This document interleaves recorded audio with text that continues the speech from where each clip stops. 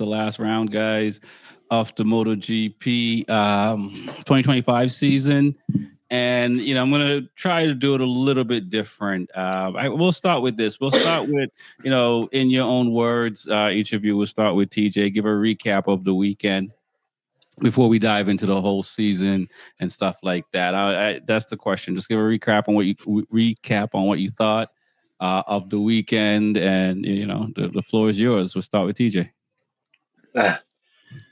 Man, let's see. Like, how can I say it? I mean, it's the grand finale. I mean, we start with all the young guns, the mini moto and stuff like that. So it's the grand finale. It's kind of like the race you want to end on. It's kind of bittersweet just to have it end the season, but like I said, it's like you have the kids there, like all the the uh, the the levels. So I would say it's just the grand finale. It's a good weekend. All right, that's what's up. That's what's up.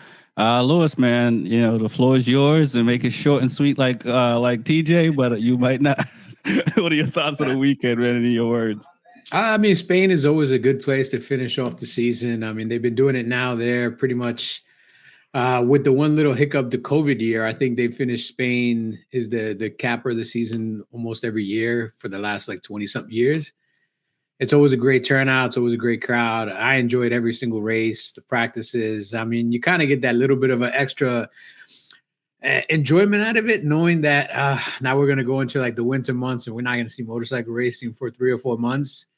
So it's a bittersweet ending to the season, but it was a good event, man. The turnout was amazing, like it's been in a lot of other events. The racing was fun, like it was tight, it was good. There was a lot of things that happened. So even though like some of the bigger names maybe weren't racing, Marquez and so forth, it's still a great weekend, man. I was surprised at the turnout, the attendance. I mean, it was packed, but yeah. It sounded like it was in 100,000, not like the 250, close to 300 of these other tracks. Is it? I mean, does that area of Spain need to, commandeer some more land?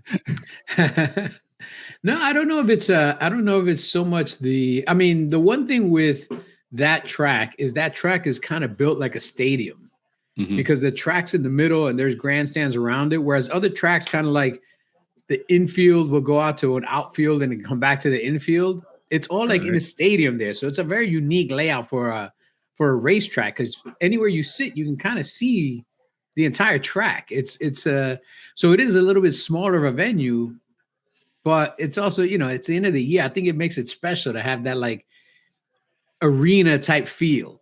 Right. Yeah. No, I agree with the grandstand. It does. I saw that over the weekend when they were panning the crowd and stuff like that, and I didn't know the complete layout as you explained it, but I was like, oh wow, there's a whole row of stands in that one section, where at other tracks you don't see that. And I'll say this: I mean, it is. And I don't know about TJ. It is one of my favorite tracks on Ride Game, and it's one of the few tracks like I know all the turns. It's like Mugello and these other places, I know some of the turns and stuff like that. But it's one of the few tracks because it's a smaller track. One of the reasons I believe, but it's also a fun track to go around on, and it is tight. So I can see why Yamaha was quick. Yep. At that track. What are your thoughts on the layout of the track? And TJ, do you agree with, is that one of your favorite tracks as well? I mean, I also like it on a MotoGP game. I mean, yeah, I consider it's one of a favorite track of mine. Everyone likes Mugello and all those faster tracks where you can really get on the gas, but it's a more technical track, small layout, and I think it's pretty smooth. I like Valencia. It's just like you said, the stands is really nice wherever you sit. Like when they pan it out, you can see different turns from afar and don't have to be like, for instance, let's say Coda, where it's like you don't hear the bikes for a couple minutes because they're so far away. And I just think the layout's pretty neat. It's pretty unique, and it's a cool track because it takes a minute and a half roughly to get around, and so you can see the entertainment pass by like faster. So Yeah. It's the NJMP of the I agree. It is definitely that kind of track. So,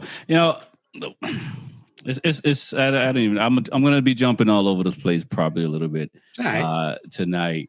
But we'll talk about the race first, the sprint race, the qualifying. I guess let's talk about Bagnaia before Reese get on, so that way we can say we're already done. The beginning of the season, Bagnaia's words per Lewis keeps reminding us throughout the whole season. So he finished 5th overall. He didn't come there for that. Does he get a pass this round? Running out of gas can't be his fault, right? Getting punted off the track can't be his fault. Out of 22 rounds, this round, does the man get a pass and just, was he standing too close to Oliveira? What are your thoughts, TJ? He don't get a pass. You know what this is? This is the cherry on top, So for all the problems that he had, like, it just sucks the way it ended. Like, it just makes sense. It's just, he had a terrible year. And this is just the cherry on top. You can't mess around in the back if you're a faster rider. Like, obviously you can't control what Zarco did either, but it's just a cherry on top. I don't think he gets a pass. It's just he ran out of gas into Q2. He ran out of gas in Q2, so he was possibly going to make it to. I'm sorry, Q1. He was possibly going to make it to Q2, but ran out of gas with 3 minutes left. So maybe his engineers was like, I don't know how the hell we gonna make Pecco faster. Maybe just lighten his bike up, give him some less gas, like see if he can get a faster lap. And then he just probably continued and ran out of gas. It just, I don't know. They probably try to help him out in a way. So I don't think he gets a pass. But it's just interesting how it laid out, with him running out of gas, and then even in the GP race, he hit 3 corners, and it's just sad. All right. I know he's glad for this season to be over. Man, I think his fans are, and I think he is. Although, what are you going to talk about this offseason, Lewis? What are your thoughts, man? I'm actually sad the season is over because now it's 3 months where I don't get to bang on him all the time for being. I mean, I'll start again next year. I'm sure he'll pick up where he left off. But... All right, we can complain about him not walking his dog enough. Yeah, we can find something. There's always something. The fuel thing. Anybody will tell you when they're going out for qualifying, they only put so much fuel for so many laps because they're not gonna fill the tank because they don't want to add the extra weight. Right. And they set the bike up for the weight of the bike with that type of fuel capacity. Now, did they send him out and he stayed out for an extra lap that he shouldn't have? Did he burn some gas on the first lap that he shouldn't have? Like there's a lot of dynamics there. I mean, you just have to be that half a liter short. And now you don't get around. 3 minutes. 3 minutes left. 3 minutes left. 3 minutes left is because he did it. He did pit. I mean, if you think about it, I mean, they should have put a little bit of gas in. but then again, for a tire change is fast. And remember, these guys don't pit, so it's not like they have speed cans where they just pump it and go. Right, It's a different dynamic. If you're an endurance racer, you've got an endurance tank.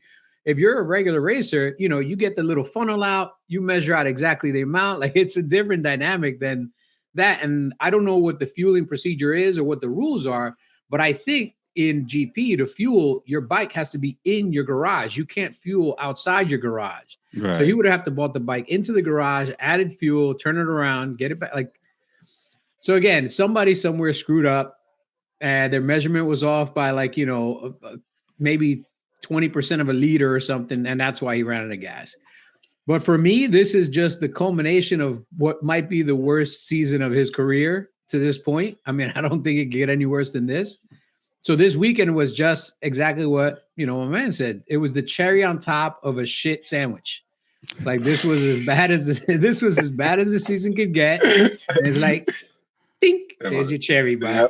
Yeah. The one thing I'll say though that has always been a knock on him and will always be a knock on him. I hate the fact that he goes down and he just walks away from the bike.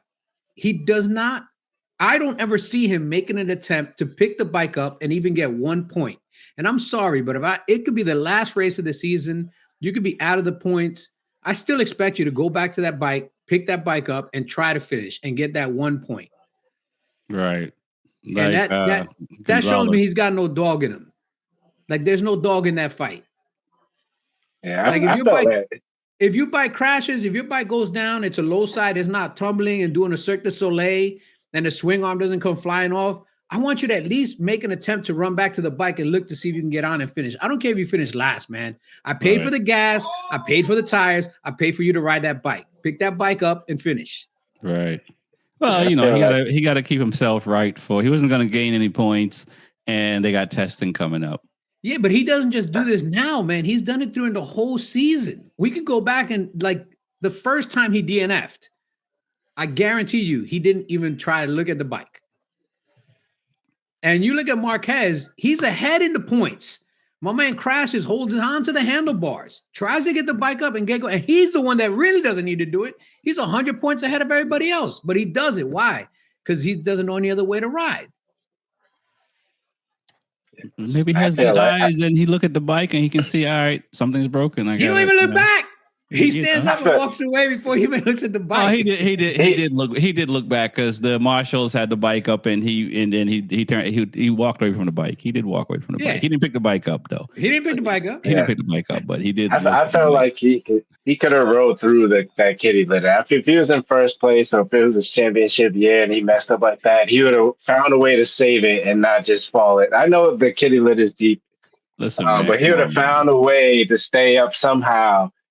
Like Lewis said, to at least get 1 point. Like he just kind of just gave it up. And I didn't really look at it that way, where when he crashes, he kind of just says whatever. Like there's a lot of riders who crash and still jump back in the race. Yeah. Jawan Mir's done it. Zarco's done it. Like so many riders have just crashed and you think they're out and they finish last? They get a point. Yeah. Or even they'll continue and then they'll pit later in the race because it's like who crashed? Who crashed and came in 13th place and got a couple points? Marc Marquez, man. Did he need 3 or more points to win by 100 and something points this season? No, but that's just the dog in him. He's gonna get up and he's gonna fight. A lot of riders do that, man. If you're in this level, I expect you to at least like make the attempt to go to the bike. Don't just walk away from the bike like, fuck it. I'm done. You know what? I should have been like that and done and not ask about Pecco at all. Because you should have. at least Reese ain't here. Yeah, this would be a 2-hour conversation just on that. I'm pretty sure he'll slide something when he comes. But here's a stat, just so you know: since Marquez won the championship across all platforms, Ducati scored 2 points in MotoGP. Marquez has scored 0 points since he won the championship because he got hurt. Pecco has scored 0 points since Marquez won the championship. Mm-hmm. You know who scored the 2 points? Did you? Bulega. Oh, you mean I'm talking for factory Ducati. Factory Ducati. Bulega is the only guy to score a point in the last 4 races. Well, yeah, that's because I have this written down. Pecco has had 5 DNFs. So they're not all everybody else's fault. That's easy enough. He had 5 DNFs and 1 no points. Yeah. So I mean, it is unfortunate for the situation, but we'll find out more. I won't talk about Bagnaia in 2025 season since it's over. So I guess today's 2026. All right. Bagnaia sucked in 26 also, by the way. Yeah. No.